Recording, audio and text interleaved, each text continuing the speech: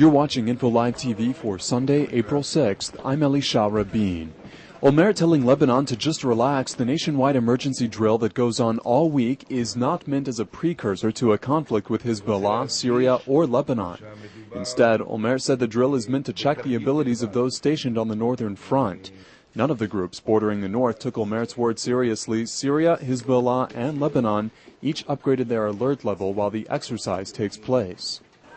An Ashkelon woman drove up to the Knesset with a gas canister between her legs, threatening to commit suicide if her concerns were not heard.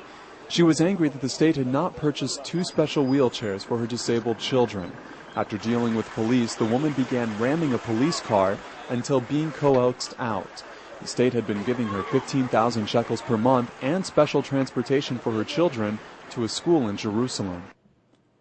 Initial signs point to success in the training of several hundred new Palestinian police officers. More than 600 Palestinians are in basic training of a police camp run by the United States and Jordan, the major difference being loyalty. A Palestinian war man who has fought Israel on many occasions said the officers have no allegiance to a group, but only to the Palestinian Authority. War, he said, has brought about nothing but unhappiness. U.S. President George W. Bush saluted Eastern European nations that have joined NATO and then flew to Russia the next day. Certainly a bone of contention between Russia and Bush. Bush spent the following day fraternizing with Vladimir Putin, but the meeting was cold, a far cry from their earlier days in power. America's joining with Eastern Europe comes as Russia is working to assert itself in the same region.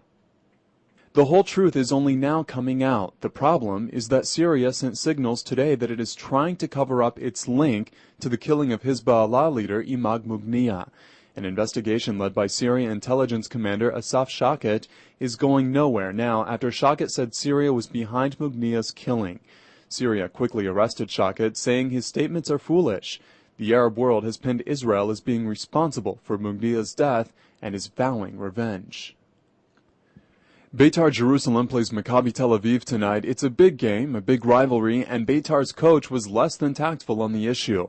He told players they know how important this game is to fans, so they had better win.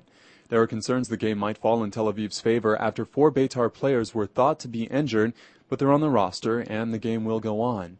You're watching Info Live TV, Israel's only internet TV network broadcasting in 4 languages from Jerusalem.